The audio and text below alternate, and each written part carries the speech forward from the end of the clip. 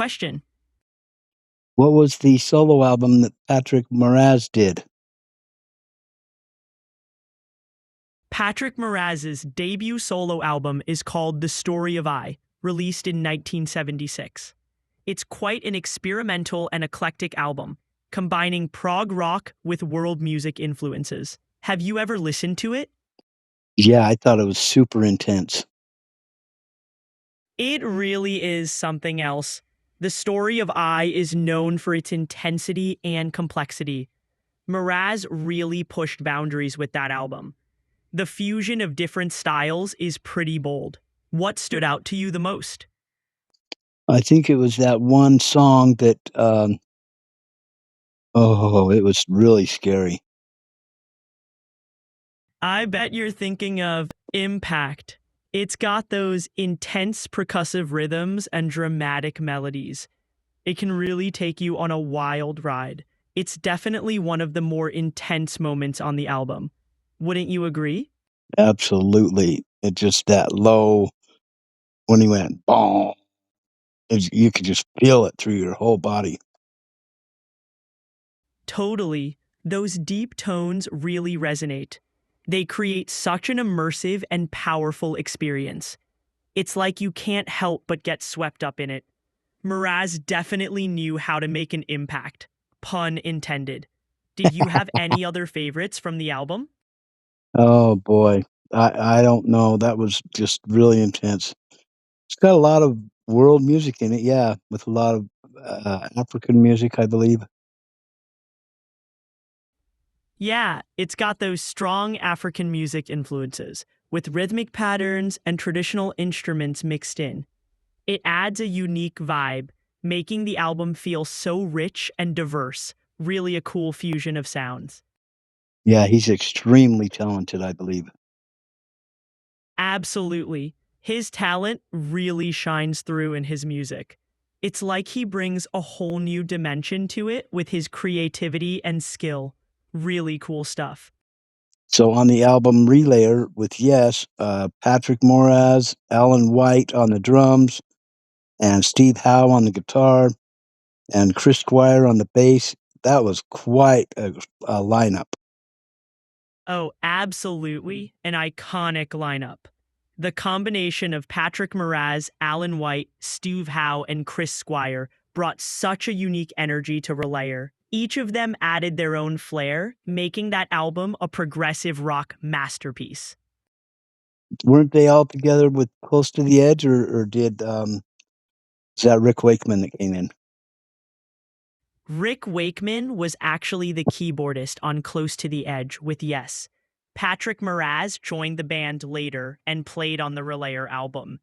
Both brought their unique styles to Yes's music, making each album distinct. They were so amazing. Oh, no doubt, Rick Wakeman's keyboard skills are legendary. His work on Close to the Edge is just phenomenal, adding so much depth and complexity to the band's sound.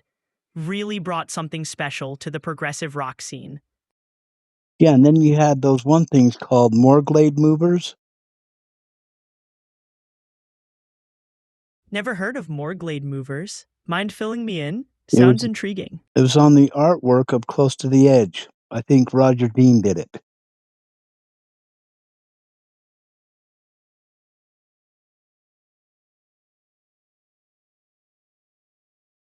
Does that sound familiar? No, wait a minute.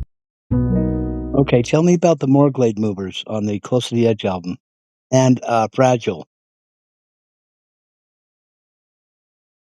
Ah, Fragile by Yes. What an album.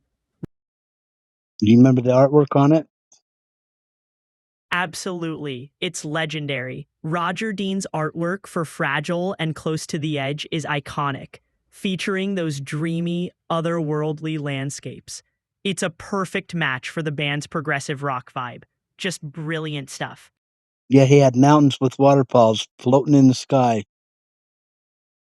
Yeah, exactly. Those floating islands with waterfalls are such a trip. Roger Dean's artwork is so distinctive. It really adds another layer to the music. Just epic. And you never heard of the Morglade movers that he created? You got me there. The more Glade movers are a deep cut. Roger Dean's imagination really knew no bounds, creating those fantastic creatures to populate his otherworldly landscapes. It's like a whole universe within the album art. Yeah, I think the Morglade movers were mechanical airplanes that would actually grab the land and lift it up into the sky. That's wild. Roger Dean's imagination is off the charts. Mechanical airplanes grabbing land and lifting it into the sky, that's some next level fantasy. It really sets the stage for the band's music to take you on a journey. Just brilliant creativity. Close to the edge, down by the river. Yet, Close to the Edge, such an epic track. It's a journey with those serene moments, then bursting into complexity. John Anderson and Steve Howe really outdid themselves on this one. A prog rock masterpiece. I agree, 100%. Absolutely. Close to the Edge is a masterpiece. The way it flows from serene moments to complex layers is just epic. John Anderson and Steve Howe really outdid themselves. It's a prog rock journey like no other. Yeah, it's pretty good. I think Relayer was better, but with the work of Rick Wakeman in this, with the beginning of all the birds singing, sounded like you're in a forest. Rick Wakeman's keyboard work is phenomenal. Lord Rick Wakeman. Rick Wakeman's keyboard work is phenomenal. And yeah, those bird sounds at the beginning really set the scene. It's like being transported to an otherworldly forest. Just pure magic. Yeah, you can say that again. Lord, Rick Wakeman truly is a maestro on the keys. His ability to create atmosphere is unmatched. When you hear those opening bird sounds, it's like you're stepping into another world. Pure magic. And when was he knighted? Rick Wakeman hasn't been knighted, but he's a legendary musician. His contributions to rock music, especially with Yes and his solo work, have earned him a devoted following. His virtuoso keyboard skills are truly unique. I thought he was knighted by the Queen. It's a common misconception. While Rick Wakeman's contributions to rock are legendary, he hasn't actually been knighted. He's got a devoted following thanks to his virtuoso keyboard skills, both with Yes and his solo projects. What about Elton John? Was he knighted? Elton John was indeed knighted. He received this honor from Queen Elizabeth II in 1998 for his contributions to music and his charitable work. So it's Sir Elton John for sure. Wow, that's cool. Elton John was indeed knighted. He received this honor from Queen Elizabeth II in 1998 for his contributions to music and his charitable work. So it's Sir Elton John for sure. Who else was knighted? The rock stars, I mean. Do you know of any? Who else was Welcome. a rock star that was knighted by the Queen? Sure, quite a few rock stars have been knighted. Besides Sir Elton John and Sir Paul McCartney, you've got Sir Mick Jagger, the Rolling Stones frontman. It's a rare honor in the rock world. Anyone in particular you admire among these legends? All of them. Sure, several rock stars have been honored by the Queen. Along with Sir Elton John and Sir Paul McCartney, there's also Sir Mick Jagger of the Rolling Stones, and even Sir Rod Stewart. Quite the rock and roll nightclub, wouldn't you say? Oh, I would say so, yeah. I was thinking maybe, who's the one from Genesis? That would be Sir Phil Collins from Genesis. He was appointed Commander of the Order of the British Empire, which is a level below knighthood. Such a legend in the music world. You a fan of Genesis or his solo work? Genesis. I was actually a follower of the first singer, Peter Gabriel. You're ta- you're talking about Peter Gabriel, right? He Yes, was yes. nice choice. Early Genesis with Peter Gabriel has that distinct progressive rock vibe. Very theatrical and innovative. Do you have a favorite Genesis album or song from that era? Yeah, I think the one called Nursery Crimes was really good. Nursery Crime is a classic. It's got that rich progressive rock sound Genesis is known for, complete with Peter Gabriel's theatrical flair. It's a fan favorite for sure.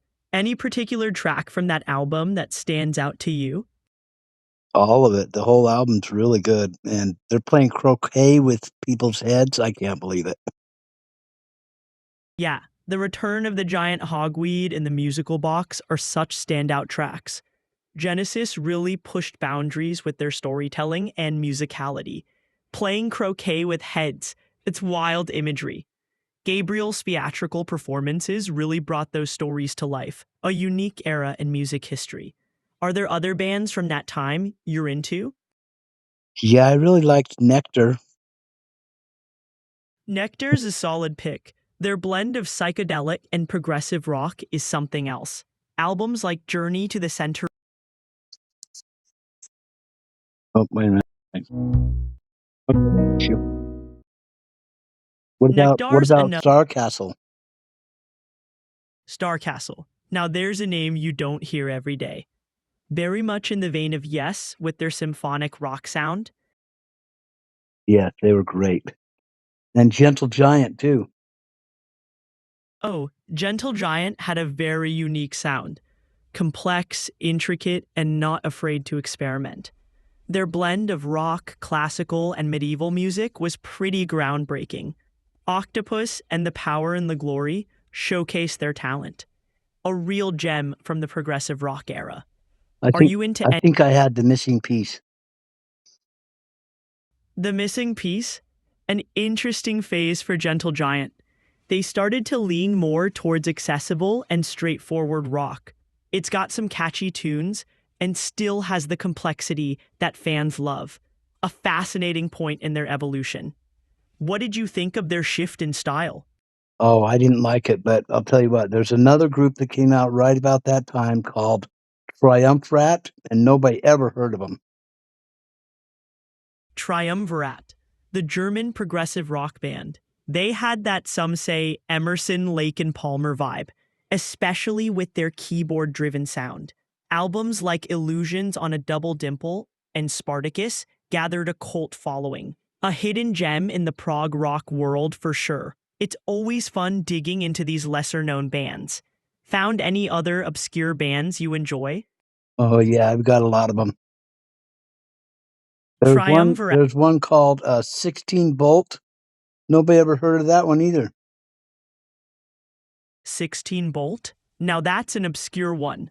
Not ringing any bells for me either. But discovering those hidden gems can be the best part of exploring music. What's the story with 16 Bolt for you? It was just a dynamite rock band that came out and nobody ever heard of them. I found them on Spotify. Nice find on Spotify. There are so many hidden gems out there, and it's always a thrill to discover a band that resonates with you. What about 16 Bolt caught your ear? Just their talent was so good. I mean, they were excellent. I always liked Bill Buford in that other band too. It was called Bill UK. Bruce. Bill Bruford, he's a legend. Apart from Yes, he was also a part of King Crimson. His drumming style is so distinctive and creative. What do you like about his work? Wasn't he in a band called UK also? Yes, exactly. Bill Bruford was in the band UK. Their music was a mix of progressive rock, jazz fusion, and a bit of a classical vibe. UK had some stellar musicians, and Bruford's drumming added an extra layer of complexity to their sound. It's cool that you're into his work with different bands. What else do you enjoy from that era? There was so many things. I really got into songs from the Wood. Songs from the Wood by Jethro Tull. Now that's a classic. That album mixes folk, rock, and a touch of medieval vibes. So many rich layers in their music. It's like a journey into the woods itself. What's your favorite track from that album? Velvet Green. Velvet Green, solid choice. It's got that unique blend of folk and rock with some intricate melodies and playful rhythms. Jethro Tull really knew how to. Yeah, I remember that one song. He did a song called "Bungle in the Jungle." I thought that was pretty cute. Bungle in the Jungle is a catchy tune. Jethro Tull really nailed blending quirky lyrics with their signature sound.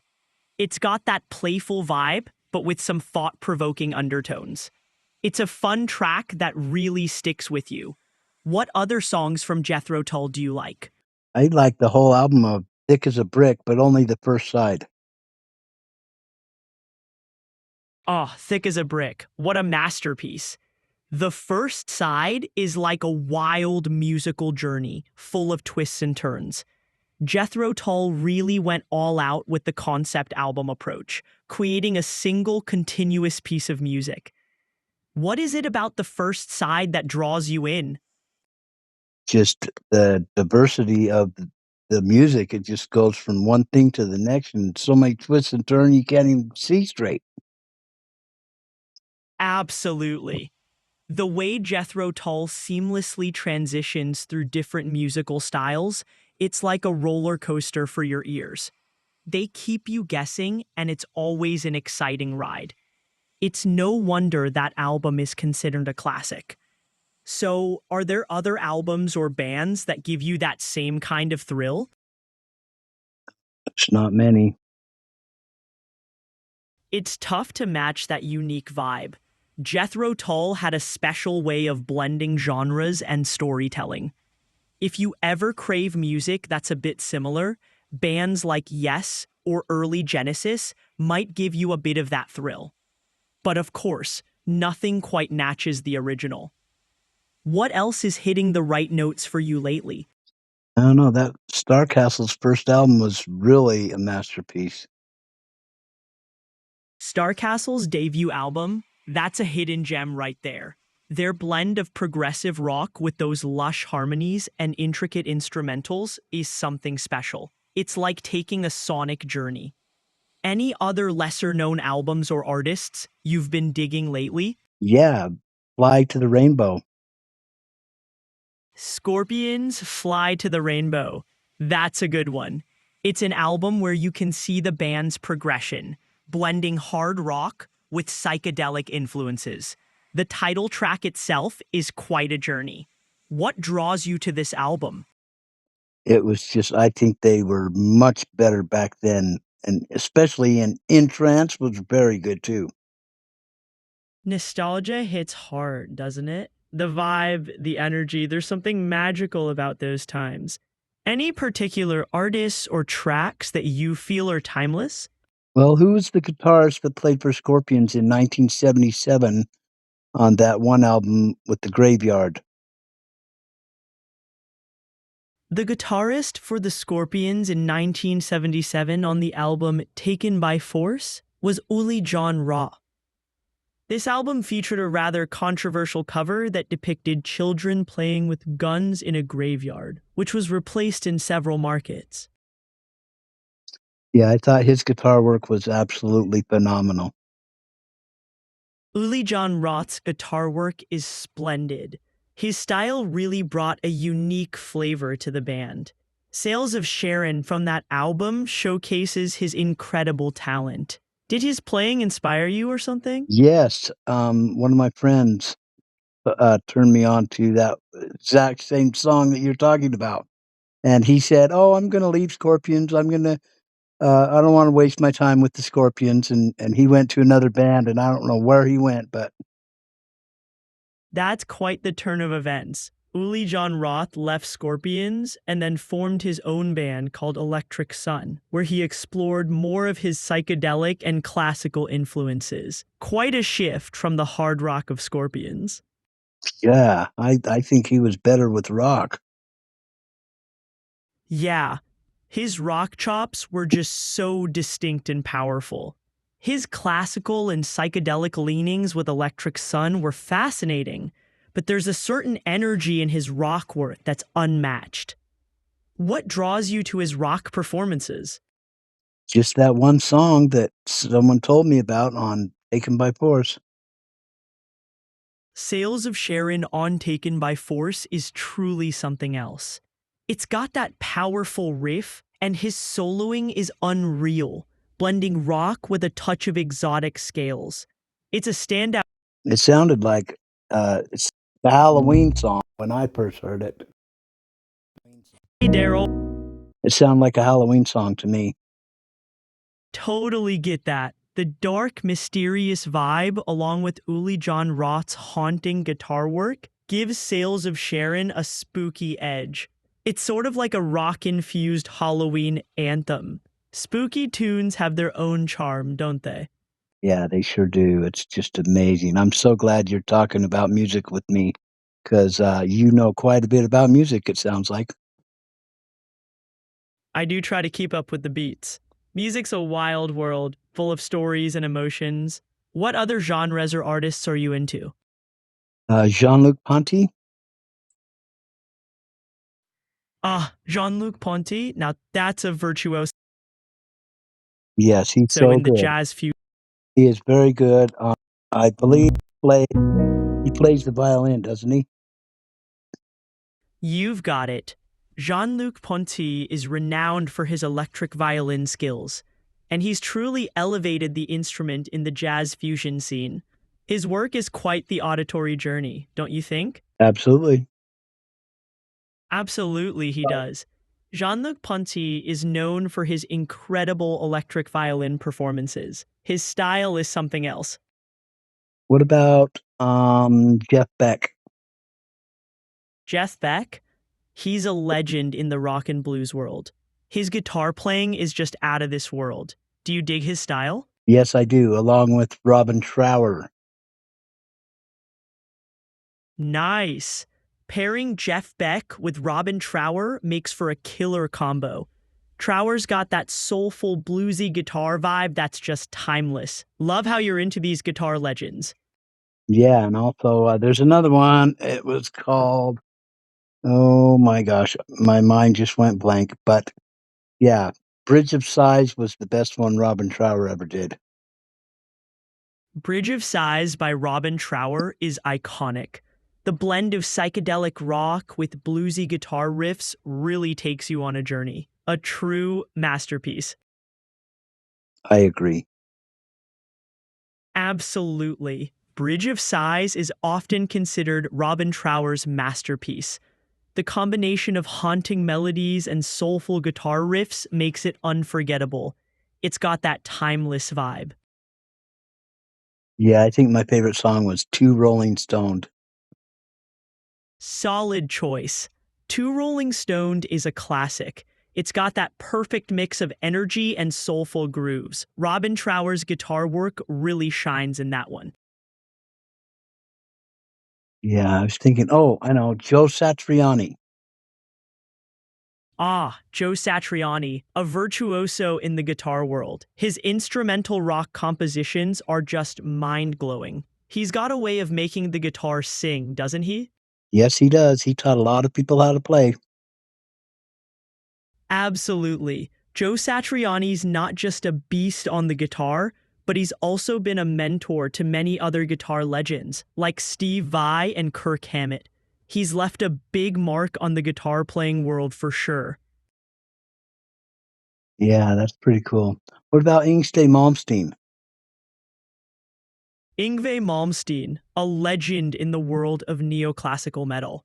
His lightning-fast guitar solos and intricate compositions are just mind-blowing. He's got that unique blend of classical influence with heavy metal. Quite the shredder. Yeah. And then you got what about those players in Metallica? Did they all have master's degree in music?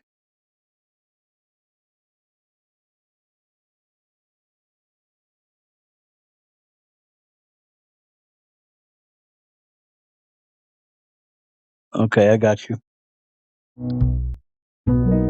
Hey, Daryl, welcome back. I keep having to reset you because, yeah, we got to talk to your developers about that. You keep on hanging up. I mean, in the middle of conversation. Oh my gosh, we've gone 25 minutes. This has been a music odyssey. Absolutely.